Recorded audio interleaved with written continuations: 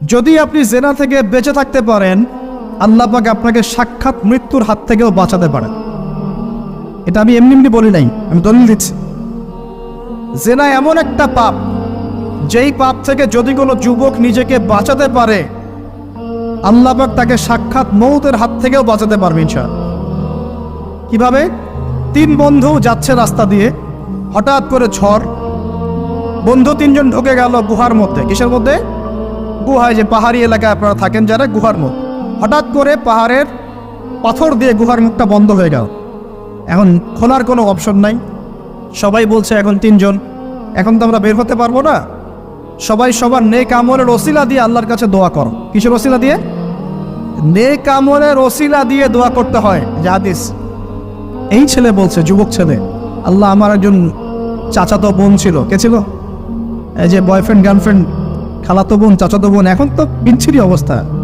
এখন এমন একটা অবস্থা, পশ্চিমা সভ্যতার রিপোর্টগুলো পড়ে দেখি, ভাইও বোনের সাথে জেনা করে। ওদের ওখানে নিজের আপন পিতার দ্বারাও মেয়ে সেক্সুয়াল হ্যারাসমেন্টের শিকার হয়। ওরা আমাদেরকে শেখায় এখন ভালো কোনটা মন্দ কোন। আর আমরা আমাদের মাথাটা কবে যে বিক্রি করে দিলাম, ওদের কাছ থেকে ভালো মন্দ শিখতে হচ্ছে। কোরআন সুন্নাহ বাদ দিয়ে ওদের কাছ থেকে ভালো মন্দ শিখতে হচ্ছে। তো চাচাতো বোনকে সে খুব ভালোবাসতো, তাকে সে পেতে চাইতো, মানে তার সাথে সেক্সুয়াল সম্পর্ক করতে চাই, সোজা কথা বল। এখন সেই মেয়েকে অনেক প্রস্তাব দেয়, সেই মেয়ে রাজি হয় না। শেষে বলে, যদি আমাকে 1000 বা 100 স্বর্ণ মুদ্রা দিতে পারো, দিনার, তাহলে আমি তোমার সাথে সেক্স করব, মানে জেনা করবো। নাউজুবিল্লাহ। তো সেই ছেলে অনেক কষ্ট করে এই টাকাগুলো বা এই দিনারগুলো অর্জন করে, কামাই করে, দিন রাত পরিশ্রম করে, ঠিক আপনারা যেমন করছে না। তো এরপর সে তার স্বর্ণ মুদ্রা দেয়, দিয়ে বলে যে এখন আমাকে আমার কাজ করতে দাও। তখন সেই মেয়ে রাজি হয়। ঠিক যে মুহূর্তে তারা সেক্সুয়াল সম্পর্কটা করবে, ঠিক ওই মুহূর্তেই এই মেয়ে বলে ওঠে, হে আল্লাহর বান্দা, আল্লাহকে ভয় করো। আমি সারা জীবন আমার সতীত্বকে ধরে রেখেছি, কাউকে দেইনি। আমি কারোর সাথে এরকম অন্যায় করি নাই। আমি খারাপ মেয়ে নই। তুমি আমার ইজ্জতটা নষ্ট করো না। কে বলছে কথা? মেয়ে। ওই অবস্থা থেকে কি একটা ছেলের উঠে আসা সম্ভব? এটা কি এতটাই সহজ? এটা কিন্তু সহজ না। সত্যি কথা বলতে এই বিষয়টা কিন্তু এতটাও সহজ না। যারা অবিবাহিত তারা হয়তো বুঝতে পারবে না, বিবাহিতরা বুঝতে পারছে। তো ওই অবস্থা থেকে সেই টাকাগুলো না নিয়ে সেই স্বর্ণমুদ্রা মেয়েকে দিয়ে ওখান থেকে সেই ছেলে উঠে আসে আল্লাহর ভয়ে। সে এখন গুহার মধ্যে আটকা পড়েছে, আল্লাহকে বলছে, আল্লাহ, ওই দিন ওই কাজ যদি তোমার সন্তুষ্টির জন্য করে থাকি, আজকে আমাকে মৃত্যুর হাত থেকে বাঁচাও। সমস্ত পাথর তপ্তপ করে সরে গেল গুহার মুখ থেকে।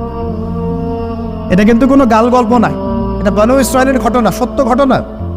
এই হাদিস থেকে আমি আপনাকে দলিল দিচ্ছি যে যদি জেনার মতো পাপ থেকে আমি সরে আসতে পারি, সাক্ষাৎ মৌত থেকে আল্লাহ বাঁচাতে পারে।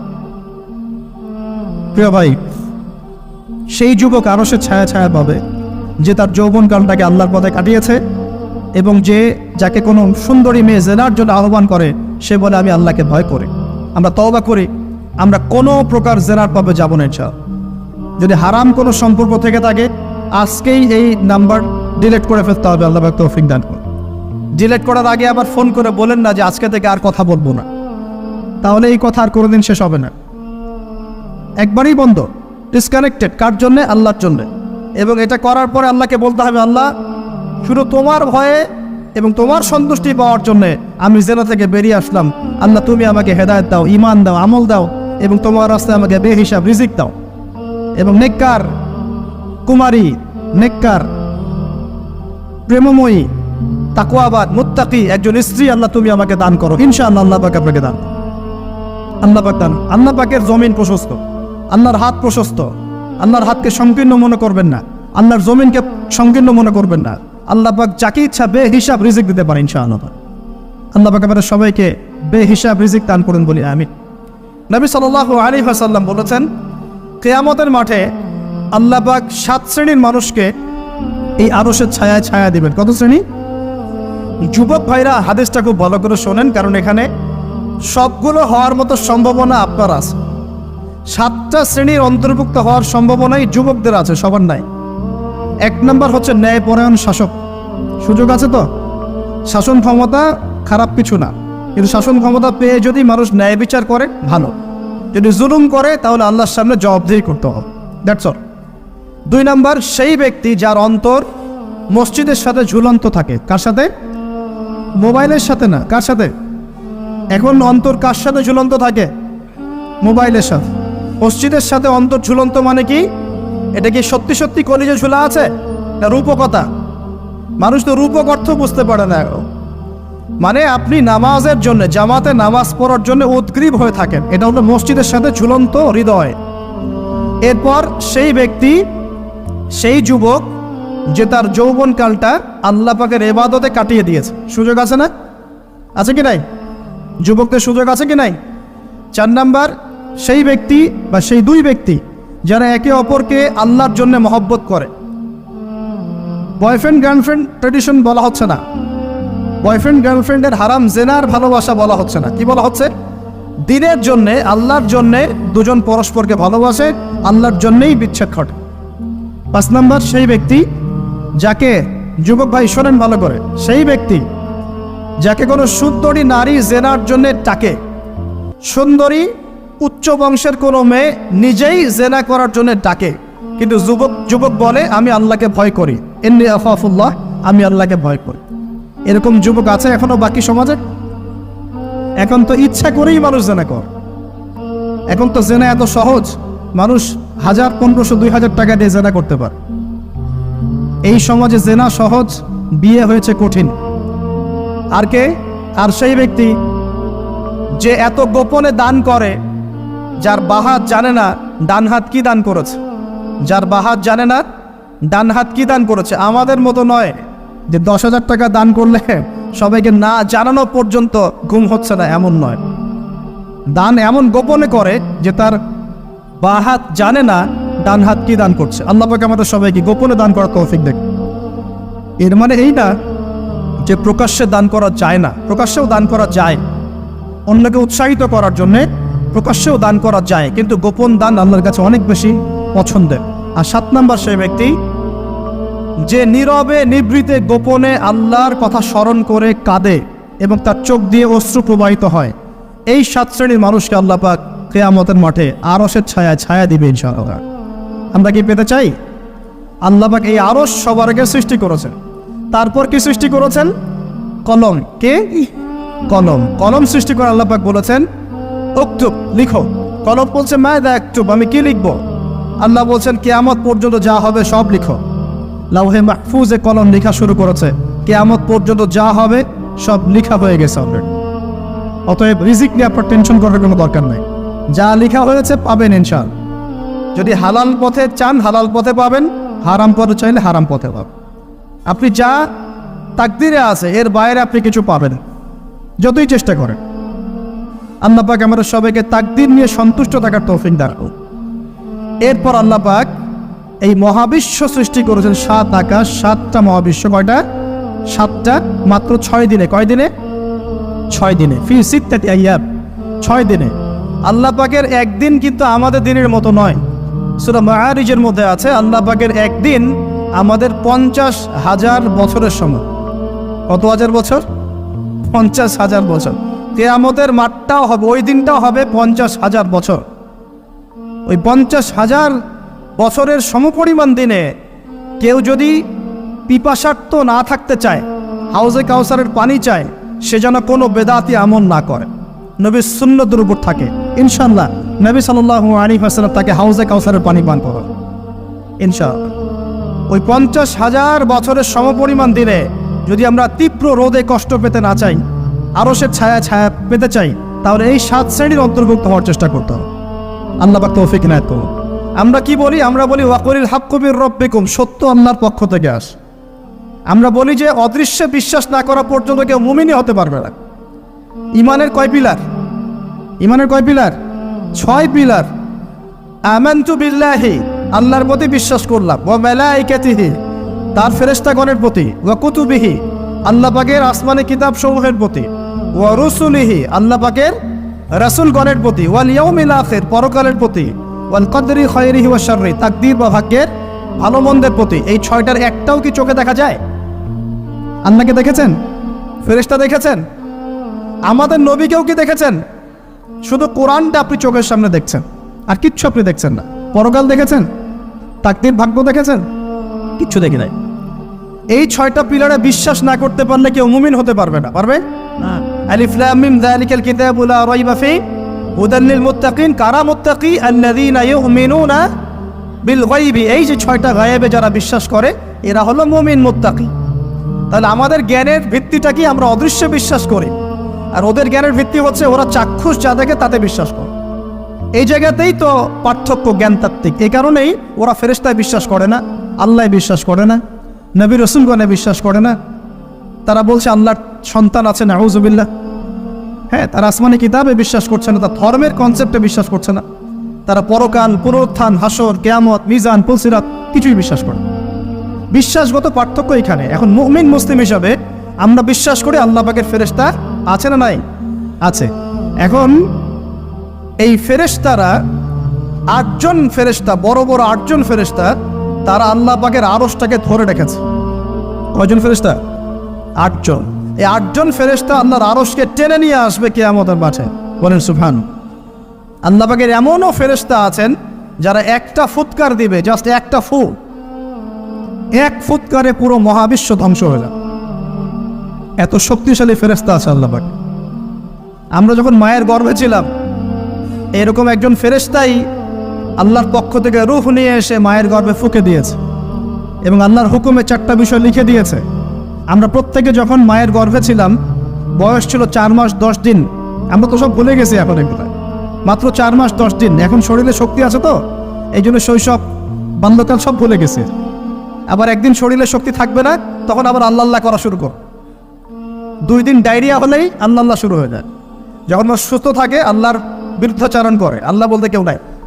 ঠিক আছে? তো ওই ফেরেশতা লিখে দিয়েছেন 4টা জিনিস আল্লাহর পক্ষ থেকে। 1, সেই ব্যক্তির হায়াত কতটুকু হবে। 2, দুনিয়াতে রিজিক পাবে, কি কি রিজিক পাবে। 3 নাম্বার, তার কাজগুলো কি কি হবে, দুনিয়ায় কি কি কাজ করবে সে। আর 4 নাম্বার, তার সৌভাগ্য, সে সৌভাগ্যবান হবে না দুর্ভাগ্যবান হবে, মানে জান্নাতি হবে না জাহান্নামী হবে। এটা লিখে দেওয়া হয়ে গেছে। এখন এরকম 8জন বড় বড় ফেরেশতা আল্লাহর আরশটাকে ধরে রেখেছে। আর আমরা বলছি কুরসির কথা। এই কুরসি আসমান জমিনকে ঘিরে আছে। আর আয়াতুল কুরসি যে ব্যক্তি তেলাওয়াত করবে, ইনশাআল্লাহ তাআলা আল্লাহর পক্ষ থেকে একজন ফেরেশতা তাকে সারা রাত পাহারা দিবে ইনশাআল্লাহ। এই কুরসির উপরে কি আছে? এই কুরসির উপরে আছে মহাসাগর। কি আছে? অ্যামেজিং না? কখনো শুনেছেন? কুরসির উপরে আছে মহাসাগর। কানা আরশুহু আলাল মা। আল্লাহ পাক সূরা হুদের মধ্যে বলেছেন আল্লাহর আরশটা ছিল পানির উপরে। কিসের উপরে? এই মহাসাগরের গভীরতা নবীজি বলছেন এটা হচ্ছে 500 বছরের পথ। কত বছর? 500 বছর গভীর। আর আমরা যে সাগর দেখি, এই সাগরের নিচে কি আছে কে বলতে পারবে? এই সাগরের নিচে কি আছে? এই সাগরের নিচে আছে আগুন। কি আছে? আগুন। কিয়ামতের মাঠে এই বঙ্গোপসাগরে আগুন লেগে যাবে। মানুষ কি বিশ্বাস করতে পারে? এখন যে সাগরটা দেখছেন পানি ভর্তি মহাসাগর, এখানে আগুন লেগে যাবে। আগুন দিয়ে সাগর জ্বলতে থাকবে। কিয়ামত যদি কেউ চোখে দেখতে চায়, সে যেন সূরা তাকবীর পড়ে। কোন সূরা? সূরা তাকবীর। আমপাড়ায় দেখবেন সূরা তাকবীর আছে। ইযা শামসু কুবিরাত ওয়া ইযা নুজুমু কাদারাত ওয়া ইযা জিবালু সুজিরাত ওয়া ইযা ইশারু উতিলাত ওয়া ইযা উহুশু হুশিরাত ওয়া ইযা বিহারু উজজির। এই যে একটা বলছিলাম। তো প্রিয় ভাইরা, সাগর নিয়ে দুটো কথা বলেই দেই। সেটা হলো আল্লাহ পাকের সমস্ত সৃষ্টি আল্লাহ পাকের তাসবিহ পাঠ করে, এমনকি এই সাগরও আল্লাহর তাসবিহ পাঠ করে। এবং প্রতিটা সৃষ্টি পরকালের সাক্ষী হয়ে থাকবে। ওই সাগরের কিনারে দাঁড়িয়ে যারা ন্যাংটা হয়ে নগ্ন হয়ে দাঁড়িয়ে আছে, গোসল করছে, সাগর তাদের বিরুদ্ধে সাক্ষী দিবে। ওখানে দাঁড়িয়ে যারা গাঁজা খাচ্ছে, ফেন্সিডিল খাচ্ছে, ইয়াবা খাচ্ছে, সমকামিতা করছে, গান বাজনা করছে, সাগর ওদের বিরুদ্ধে সাক্ষী দিবে। এই যে আজকে যেখানে বসে আমরা ওয়াজ মাহফিল করেছি, দিনের কথা বলেছি, এই মাটি কালকে আমাদের সাক্ষী দিবে এখানে ভালো কিছু হয়েছে। গোপনে যেখানে জেনা করেছেন পতিতালয়ে, সেই পতিতালয়ের মাটি আপনার বিরুদ্ধে সাক্ষী দিবে। আল্লাহ পাকের প্রত্যেকটা সৃষ্টি আল্লাহর কাছে সাক্ষী প্রদান করবে আমাদের বিরুদ্ধে অথবা পক্ষে। আল্লাহ আমাদেরকে বোঝার তৌফিক দান করবে। সাগর থেকে শেখার অনেক কিছু আছে। সে নীরবে আল্লাহ পাকের হুকুম পালন করে যায়, কখনো কি সে হুকুম পালন করতে থেমে যায়? আসমানের পাখির দিকে হেদায়েত আছে, তারা আল্লাহ পাকের তাসবিহ পাঠ করে। গাছপালা আল্লাহর তাসবিহ পাঠ করে। আসমান, জমিন, চন্দ্র, সূর্য যা আছে আল্লাহ পাকের সমস্ত সৃষ্টি আল্লাহর তাসবিহ পাঠ করে। আল্লাহ পাকের দুইটা নাফরমান সৃষ্টি আছে, একটা হলো মানুষ আর একটা হলো জিন জাতি। এ দুটোই সবচেয়ে নাফরমান সৃষ্টি। ওইদিকে আমি পরে আসছি। সাগর কি শেখায়? বিনয়ী হতে শেখায়, কারণ সে অনেক শক্তিশালী, সে অনেক শক্তিশালী এবং প্রচুর সম্পদে ভরা। এই সাগর এই পুরো এলাকার বা পুরো দেশের কোটি কোটি মানুষের রিজিকের উৎস। এই সাগর, তার ভিতরে আল্লাহ রিজিক আছে, সম্পদ আছে। অনেক সম্পদে পরিপূর্ণ থাকার পরেও সাগর খুব শান্ত, তার মধ্যে খুব উদ্ধত অহংকারী আচরণ দেখা যায় না। ঠিক আল্লাহর জ্ঞানী মানুষরা সমুদ্রের মতো হয়, তাদের ভিতরে অনেক জ্ঞান থাকে, কিন্তু তারপরেও তারা শান্ত থাকে, বিনয়ী থাকে। আর যাদের ভিতরে সম্পদ কম তাদের লাফালাফি বেশি। কথা বুঝতে পারছেন? সাগর এত শক্তিশালী হওয়া সত্ত্বেও আপনি তার সামনে গিয়ে দাঁড়ালে সে আপনার পা ধুয়ে দেয়। আল্লাহর বিনয়ী মানুষরা এমনই হয়, অনেক শক্তিশালী হওয়া সত্ত্বেও, সম্পদশালী হওয়া সত্ত্বেও তারা আপনার পা ধুয়ে দিবে। অনেক শেখার আছে, অনেক কিছু। সাগর সম্পর্কে অনেক আয়াত আছে কোরআনে। যখন সাগরে নৌযান চলাচল করে তখন আল্লাহ পাক যদি ঝড় ঝাপটা দেন, প্রাকৃতিক কোনো বিপর্যয় দেন, তাহলে মানুষ মুখলেসভাবে আল্লাহকে ডাকা শুরু করে। যখন সে সেখান থেকে উদ্ধার পায়, আল্লাহ পাক উদ্ধার করে দেন, বিপদ থেকে বাঁচিয়ে দেন, আবার সে আল্লাহর সাথে শিরিক করা শুরু করে। এই আয়াতগুলো সূরা ইউনূসের মধ্যে আছে। তো আমরা চেষ্টা করব সাগরের মতো সম্পদশালী হওয়ার জন্য। সম্পদশালী ভিতর থেকে, ভিতরে সম্পদ থাকবে, যেমন ভিতরে জ্ঞান থাকবে কিন্তু বাইরে বিনয়ী ভাব থাকবে। সাগরের মতো পা ধুয়ে দেওয়ার মানসিকতা থাকতে হবে। এবং যখন সে আল্লাহর হুকুমে কর্জন প্রদান করা শুরু করে তখন কিন্তু সামন পিছন সব ফাঁসিয়ে নিয়ে চলে যাবে। তাই নরমালি শান্ত থাকতে হবে, যখন আল্লাহর হুকুম আসবে তখন ঝাঁপিয়েও পড়তে হবে। কথা কি বুঝতে পারছেন? সমুদ্রের মতো অনেক কিছু শেখার আছে। এগুলো শিখতে হলে আগে দৃষ্টিভঙ্গি চেঞ্জ করতে হয়। সাধারণ মানুষের মতো সব দেখলে হবে না, আপনাকে খিদির আলাইহিস সালামের মতো দেখতে হবে। তার মতো মুসা আলাইহিস সালাম বলছেন যে নৌকা ফুটা করলেন কেন? সূরা কাহফ কেউ পড়েছেন? সূরা কাহফ পড়েছেন তো? নবী মুসা আলাইহিস সালাম বলছেন নৌকা ফুটা করলেন কেন? তিনি বলছেন নৌকা ফুটা না করলে জলদস্যু নিয়ে চলে যেত। মুসা আলাইহিস সালাম বলছেন নিষ্পাপ বাচ্চাকে হত্যা করলেন কেন? খিদির আলাইহিস সালাম বলছেন এই বাচ্চাকে হত্যা না করলে এই বাচ্চা বড় হয়ে বড় কাফের হতো, পিতা মাতাকেও কাফের বানাতো। মুসা আলাইহিস সালাম বলছেন এই দেয়াল কেন নির্মাণ করলেন পারিশ্রমিক ছাড়াই? তিনি বলছেন দেয়াল নির্মাণ না করলে এর নিচে থাকা সম্পদ, এতিম বাচ্চাদের সম্পদ মানুষ নিয়ে চলে যেত। তিনটা প্রশ্নেই মুসা আলাইহিস সালাম বাইরের চোখ দিয়ে দেখেছেন, খিদির আলাইহিস সালাম তার ভিতরের চোখ দিয়ে দেখেছেন। এই যুগে যদি আপনি ফিতনা চিনতে চান, দাজ্জালীয় সভ্যতাকে চিনতে চান, তাদের প্ল্যানগুলো বুঝতে চান, স্বাভাবিক দৃষ্টিভঙ্গি দিয়ে দেখলে হবে না, ভিতরের চোখ দিয়ে দেখা শিখতে হবে। এটা সবচেয়ে বড় কথা আজকের মাহফিলে। দৃষ্টিভঙ্গি চেঞ্জ করতে হবে, তারপরে আপনি ফিতনা ধরতে পারবেন, সমাধানও খুঁজে বের করতে পারবেন ইনশাআল্লাহ। তবে বাস্তবতা কি জানেন? বাস্তবতা হচ্ছে খিদির আলাইহিস সালামের মতো মানুষদেরকে এই সমাজ মূল্যায়ন করে না। যাদের মধ্যে খিদিরের মতো অন্তর্দৃষ্টি আছে তাদেরকে সমাজ মূল্যায়ন করে না, তাদেরকে মানুষ বলে পাগল। যেমন নবী সাল্লাল্লাহু আলাইহি ওয়াসাল্লামকেও মানুষ বলেছিল মাজনুন, পাগল হয়ে গেছে। নবী সাল্লাল্লাহু আলাইহি ওয়াসাল্লামকে মানুষ বলছে সাহের, জাদুকর, মাজনুন, ফারিকুল জামাআ বলছে, সাবিঈ, কত কথা বলেছে। আল্লাহ পাক আমাদের সবাইকে কোরআন সুন্নাহ ভিত্তিক জ্ঞান অর্জন করার তৌফিক দেন এবং খিদির আলাইহিস সালামের মতো অন্তর্দৃষ্টি লালন করার তৌফিক দান করুন।